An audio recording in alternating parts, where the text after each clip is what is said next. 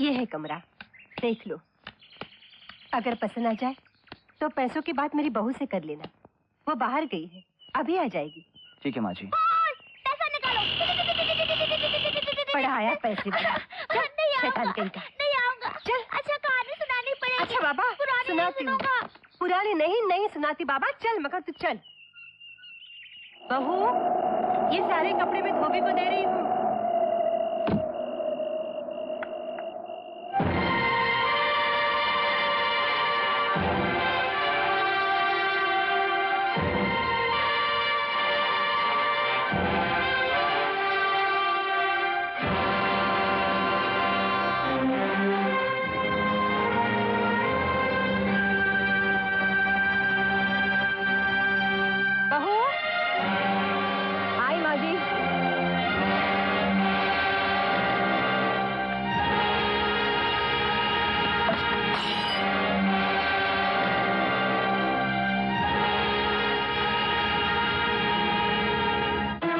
वो शख्स वही जिसे हमने महेंद्र सिंह के स्कूप में फंसाया था।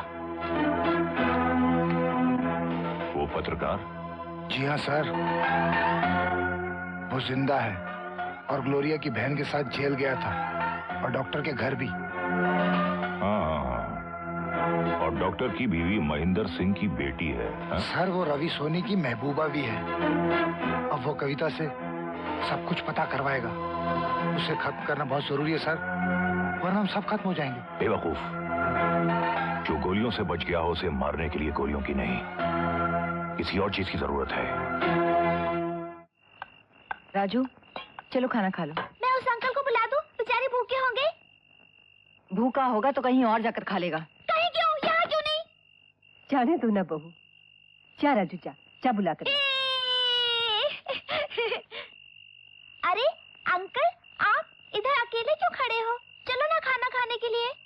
बेटे, मुझे भूख नहीं है। ऐसे कैसे भूख नहीं? चलो ना। मुझे बिल्कुल भूख नहीं है बेटे। प्लीज अंकल चलो ना। अंकल चलो ना, प्लीज प्लीज अंकल चलो ना। आओ बेटा, दो निवाले साथ में खाओ।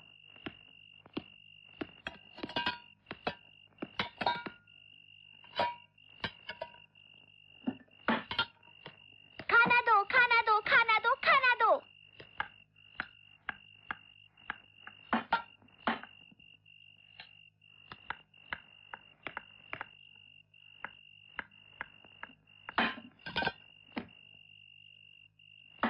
Thank you Raju, and good night. वाह वाह, पेट भर गया और ऐसे ही चले? ऐसा नहीं चलेगा। तो फिर कैसे चलेगा? कहानी सुनानी पड़ेगी। कहानी? अरे बेटे, मैं कहानी लिख सकता हूँ, सुना नहीं सकता। राजू, चलो उठो, कमरे में जाकर सो जाओ। नहीं मम्मी, मैं अंकल से कहानी सुनूंगा। कहानी मैं सुनाती हूँ, चलो उठो। नहीं मम्मी, मैं अंकल से कहानी सुनूंगा। बेटे, मैं बाद में सुना दूंगा। नहीं, आज, अभी। जो दिल में आए करो।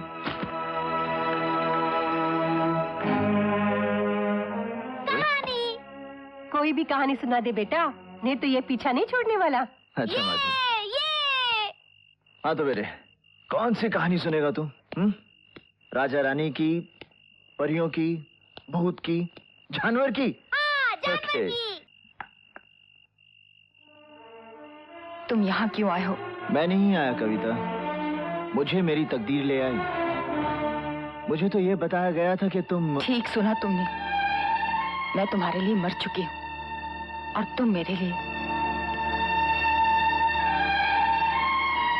तुम्हें मुझसे नफरत करने का पूरा हक है कविता, लेकिन तुम्हारे साथ जो कुछ भी हुआ उसका जिम्मेदार मैं नहीं। तुम जिम्मेदार कैसे हो सकते हो?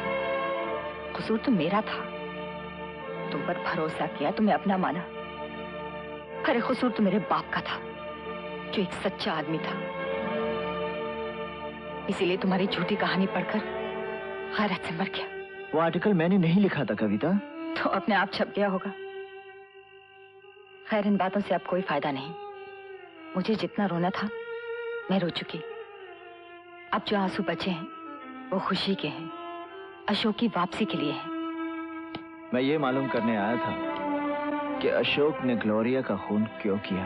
अशोक ने किसी का खून नहीं किया, वो बेगुनाह है। जो आदमी मेरी इज्जत बचाने के लिए फसाद की उस आग में कूद गया जो तुमने लगाई थी, वो ना किसी की इज्जत लूट सकता है और ना ही किसी का खून कर सकता है। अगर तुम्हें यकीन नहीं होता तो कल आकर अदालत में देख लेना। अगर मेरा प्यार सच्चा है तो मेरा अशोक भी सच्चा साबित होगा और अदालत उसे बाइज्जत बरी कर देगी।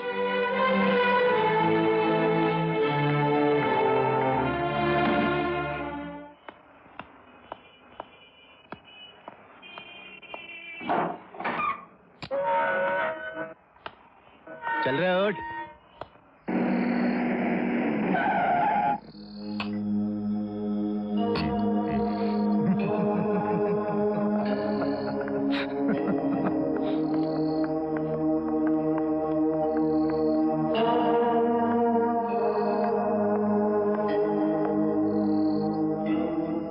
हेलो अशोक जी।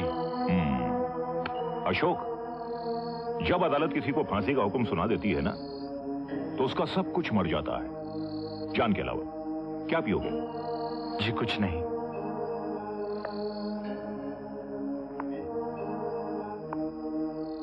और मेरे ऑफर को ठुकराने का मतलब है कि तुम सचमुच अंदर से मर चुके हो। आई एम श्योर आपने मुझे कुछ पिलाने के लिए यहां नहीं बुलाया है। You are right. अगर पीना चाहो तो चाय है, अगर जीना चाहो तो उपाय है। मैं चाहूं तो तुम्हारी जान बचा सकता हूं, तुम्हारी मदद कर सकता हूं। लेकिन एक बात मेरी समझ में नहीं आती कि तुम्हें फांसी से बचाना तुम्हारी मदद करना होगा या तुम्हारे साथ जुल्म करना होगा। मैं समझा नहीं। समझोगे भी नहीं। कैसे समझोगे? कुछ जानोगे तो समझोगे ना। क्या नहीं जानता मैं? तुम ये नहीं जानते कि तुम्हारी शादी से पहले तुम्हारी पत्नी किसी और से इश्क किया करती थी। तुम ये भी नहीं जानते कि तुम्हारे बेटे को उसी शख्स से कहानियां सुनना बहुत अच्छा लगता है। तुम ये नहीं जानते कि तुम्हारे ही घर में तुम्हारी पत्नी उस शख्स की मौजूदगी बहुत पसंद करती है। और क्यों ना करे, तुम्हारी पत्नी जवान है, खूबसूरत है, जरूरतमंद है। अब ऐसे घर में, ऐसे हालात में, ऐसे परिवार में तुम कैसे जियोगे? अदालत की फांसी तो तुम्हें सिर्फ एक बार मारेगी। लेकिन अगर मैं तुम्हारी मदद भी करूं और तुम जीने का फैसला कर लो तो एक दिन में पता नहीं तुम कितनी कितनी बार मरोगे। मेरी बात का यकीन नहीं आ रहा है। हो सकता है मैं झूठ बोल रहा हूं, लेकिन ये तस्वीरें झूठी नहीं हैं।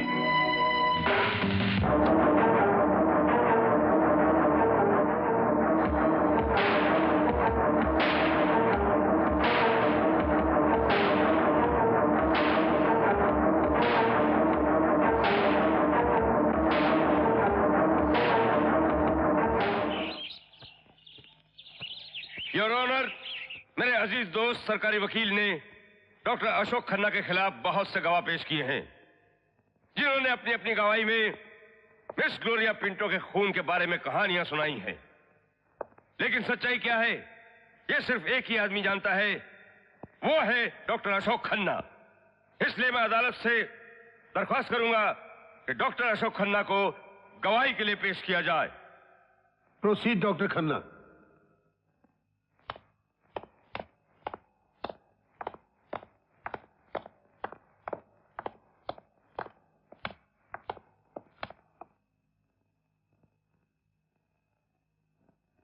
योर ऑनर, सरकारी वकील साहब ने जो कुछ कहा है बिल्कुल सच कहा है। मैं अपने जुर्म का इकरार करता हूं। ग्लोरिया का खून मैंने ही किया है। अशोक, ये तुम क्या कह रहे हो? ये झूठ है, तुम झूठ बोल रहे हो, ये झूठ बोल रहे हैं। Order, order. Madam please sit down. Proceed doctor Khanna. मैं जो कुछ कह रहा हूं योर ऑनर वो बिल्कुल सच है, और मैं अदालत से रिक्वेस्ट करता हूं कि मेरे गुनाह की सजा में मुझे फांसी दी जाए।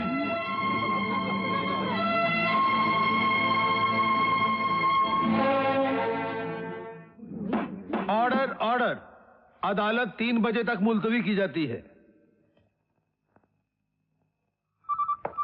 हेलो। पाटिल साहब को फोन दो। हाँ बाबा बोलो। पाटिल साहब, डॉक्टर अशोक खन्ना ने अपने जुर्म का इकरार कर लिया है।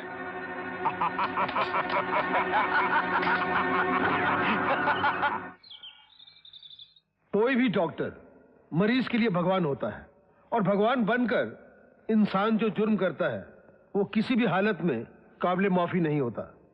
क्योंकि मुजरिम ने इकबाल जुर्म किया है, इसलिए यह अदालत डॉक्टर अशोक खन्ना को मिस ग्लोरिया के कत्ल के जुर्म में सजाए मौत का हुक्म देती है।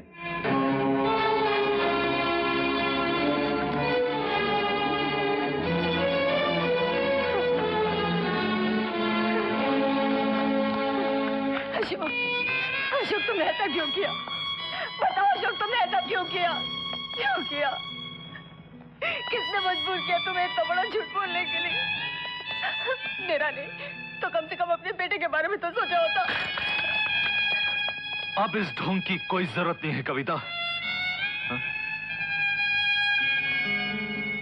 तुम्हें जो चाहिए था वो तुम्हें मिल चुका है।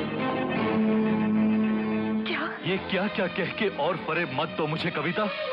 इतनी भोली मत बनो। मुझे तुम दोनों की असलियत मालूम हो चुकी है। कैसी असलियत? कैसी बददिमाग बातें कर रहे हो तुम?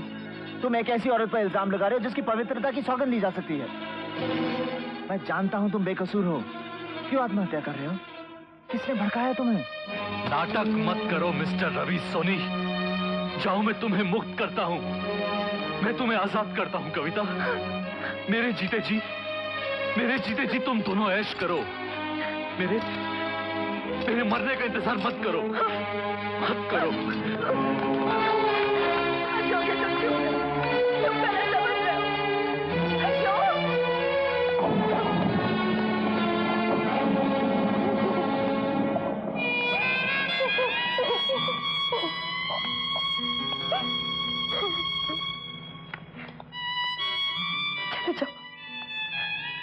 चले जाओ।